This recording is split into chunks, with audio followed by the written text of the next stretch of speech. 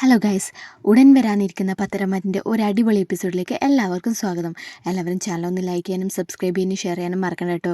അങ്ങനെ ജാനകിക്ക് അനാമികയുടെ തനിനിറം മനസ്സിലാവണം കേട്ടോ. അപ്പോൾ ജാനകി ആദ്യം തന്നെ ആലോചിക്കുന്നത് നന്ദുവിനെ കുറിച്ചാണ്. നന്ദു അനിയും തമ്മിലുള്ള ബന്ധത്തെക്കുറിച്ച്. നന്ദുവാണ് അനന്തപുരി തറവാട്ടിലേക്ക് കയറി വന്നിരുന്നെങ്കിൽ ഈ അവസ്ഥ ഞങ്ങളുടെ കുടുംബത്തിന് ഉണ്ടാകുമായിരുന്നില്ലല്ലോ എന്ന് ആലോചിക്കുകയായിരുന്നു ജാനകി. എനിക്ക് വേണ്ടത് അവനെ മാത്രം സ്നേഹിക്കുന്ന ഒരു പെണ്ണായിരുന്നു. നന്ദുമായുള്ള കല്യാണം കഴിഞ്ഞിരുന്നെങ്കിൽ എൻ്റെ മോൻ്റെ ജീവിതം സന്തോഷകരമായേനെ എന്നൊക്കെ ചിന്തിച്ചിരിക്കുകയായിരിക്കും ജാനകി.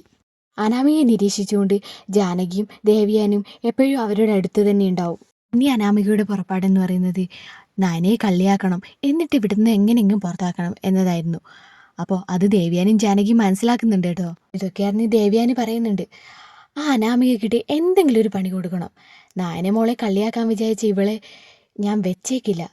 ഈ സമയത്ത് ജാനകി ചോദിക്കുന്നുണ്ട് ദേവയാനോട്, അല്ല ഏട്ടത്തിക്ക് നയനെ കണ്ണെടുത്താൽ കണ്ടുകൂടായിരുന്നല്ലോ, ഇപ്പം എന്താ ഒരു സിമ്പതി പോലെ?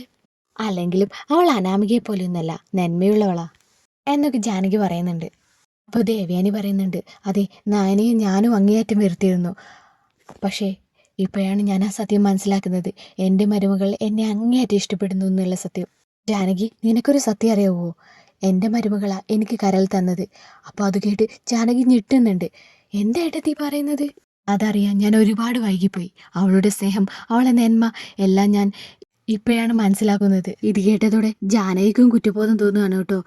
എന്നിട്ട് പറയുന്നുണ്ട്, ആ അനാമികയേക്കാൾ എത്രയും നല്ലവളാ എൻ്റെ നായനമോളിന്ന് എനിക്കിപ്പം മനസ്സിലായി. നേരെ നാനയുടെ റൂമിലേക്ക് പോകുന്നുണ്ട് ജാനകി. എന്നിട്ട് നാനയെ കെട്ടിപ്പിടിച്ചുകൊണ്ട് കരയുന്നുണ്ട്. എന്നിട്ട് പറയുന്നുണ്ട്, എൻ്റെ മോളെ മനസ്സിലാക്കാൻ എനിക്ക് പറ്റിയില്ലല്ലോ എന്ന്. അപ്പോൾ ചെറിയമ്മേ എന്തിനാ കരയുന്നത്? ഞാൻ ഈ വീട്ടിൽ കല്യാണം കഴിഞ്ഞ് വന്നതിന് ശേഷം എന്നെ മനസ്സിലാക്കിയ ഒരേ ഒരാൾ ചെറിയമ്മയല്ലായിരുന്നു. ഈടെയല്ലേ ചെറിയമ്മയ്ക്ക് എന്നെ കണ്ടുകൂടാണ്ടായത്. എന്നാലും ചെറിയമ്മയോട് എനിക്ക് എപ്പോഴും സ്നേഹവും ബഹുമാനവും ഉണ്ടായിരുന്നു. മോളെ നീ എന്നോട് ക്ഷമിക്കണമെന്ന് പറഞ്ഞ് ജാനകി എന്ത് ചെയ്യുന്നുണ്ട്, കൈ കൂപ്പിക്കൊണ്ട് നാനയോട് ക്ഷമ പറയുന്നുണ്ട്. ഇത് കണ്ടതോടെ നാന, എന്താ ചെറിയമ്മ ഇത്, എന്തിനെങ്ങനെയൊക്കെ പറയുന്നത്? മോളല്ലേ ഏട്ടത്തിക്ക് കരൾ കൊടുത്തത്. ആ സത്യം അറിഞ്ഞപ്പോൾ ഞാൻ ഞെട്ടിപ്പോയി. അപ്പം നാന ഒരു ഞെട്ടലോട് ചോദിക്കുന്നുണ്ട്, അതെങ്ങനെയാ ചെറിയമ്മ ആ സത്യം അറിഞ്ഞത്? അപ്പോൾ നിറ കണ്ണുകളോടെ ജാനകി പറയുന്നുണ്ട്, എനിക്കും ഏട്ടത്തിക്കും ആ സത്യം അറിയാം മോളെ. തുടർന്നുള്ള എപ്പിസോഡുകൾക്കായി ഈ ചാനലൊന്ന് സബ്സ്ക്രൈബ് ചെയ്ത് നോക്കുക.